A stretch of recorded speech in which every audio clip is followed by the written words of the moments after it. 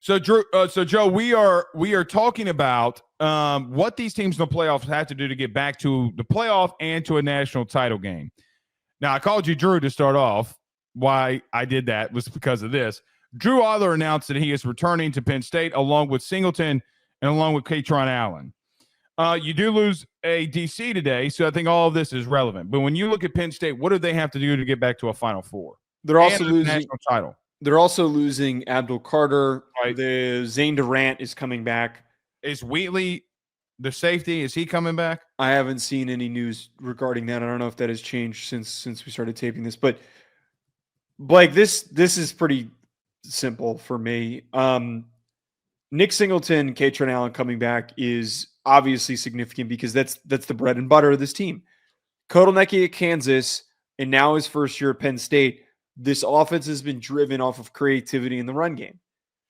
It's time that Drew Allar has to step up. And we lauded him. We were extremely, optimistic of what he could do in 2025 when we did that segment when it was first announced originally that he was planning to come back before the NFL rumors started to drum up because the quarterback class sucks.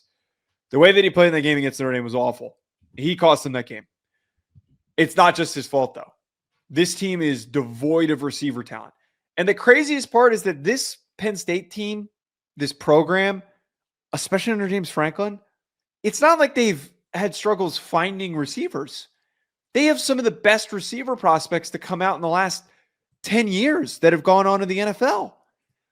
Not all of them have panned out, but they have had some really productive receivers that have gone through this Penn State program. I don't know who those guys are right now. Is Kyron Hudson enough of an answer? I thought that it was a huge deal that they got him. A USC fan's trying to downplay Kyron Hudson, by the way. I really like him. I really like that kid. I think he's going to be really helpful for Allar. But losing Tyler Warren, going to be a tough loss for him as a passer. Allar needs to step up, and he needs to get better. And the receivers around him need to desperately step up and be better. It's too late to go and find somebody else unless you coax somebody to hop in the portal during the spring window.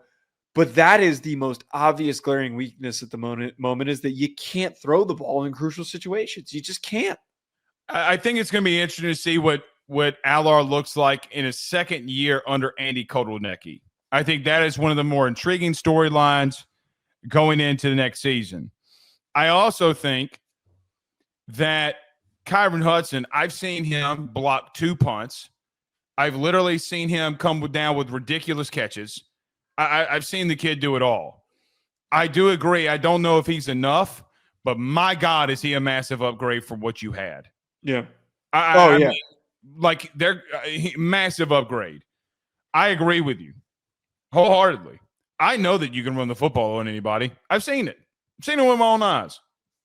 I saw you go up against a very physical Notre Dame team, and quite frankly, Joe, I'm not trying to be funny here at all. They dominated Notre Dame in the running game. I don't care if it was the edge. I don't give two Rudy Poos. When you line up and you run the ball for over 200 yards on anybody, somebody got bent over and they got their ass smacked. That's just the truth. But the bottom line comes, it's not just a Drew Allar thing now either. Now is the time that I start turning the heat up on James Franklin. I know you lost to DC today. I know you're losing Abdul Carter.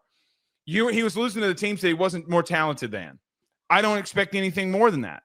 I don't know if Penn State has a ceiling, but I know that you got two explosive running backs and a damn good wide receiver coming back. I know you got to replace Tyler Warren, and it looks like you're developing pretty damn good along the offensive line. Allar's got to take a next step, man. You're right. I mean, like, this is it. I don't know how else to slice it. I don't know how else to dice it. If he does not take a step up, then Drew, Joe, I keep calling you Drew because of Allar. Joe, I don't know where they can go. This Zakee Wheatley kid's a redshirted junior. I'm going to tell you right now, this dude right here can play. They got pieces returning all over the place. The bottom line becomes, though, man, you couldn't get a yard against Ohio State. You couldn't finish off in that Notre Dame game. Yeah. That continues to be who you are. I mean, it's so wild to me that you can be so talented, but yet never get over the hump.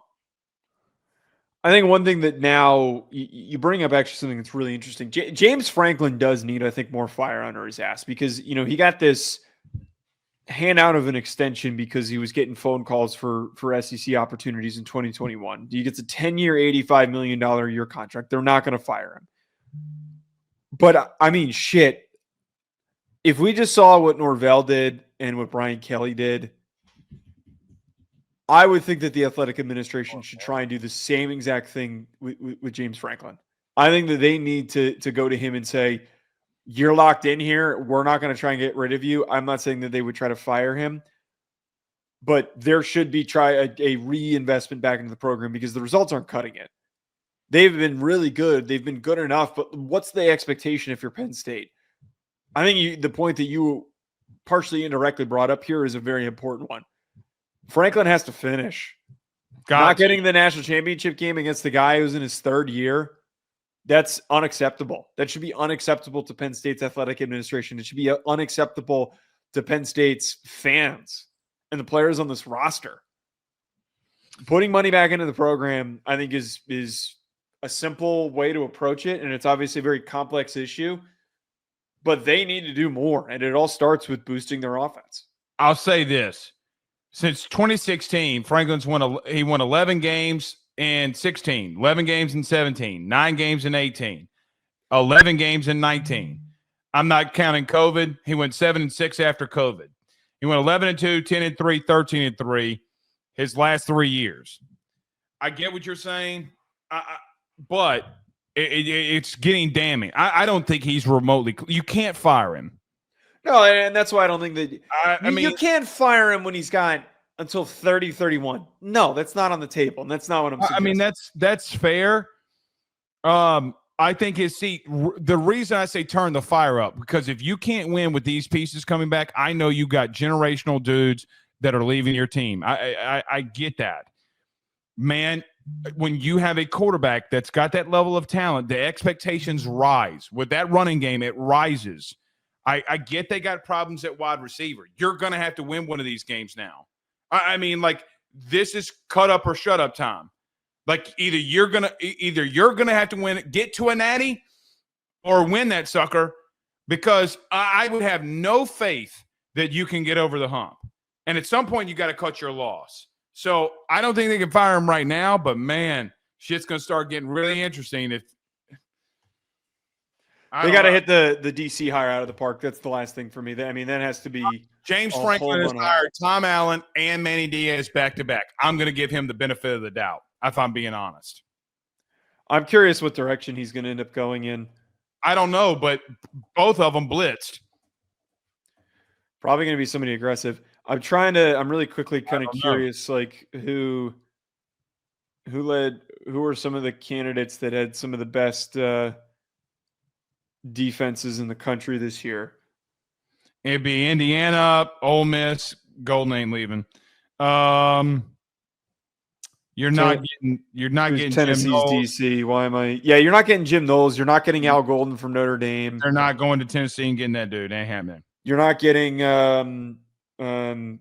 shit. Who's the? Is there a DC that was in a TV job like Manny was for that year? No, that's what I'm getting at. Is it like, who would be a former head coach that would take this job? And there's Nick Saban.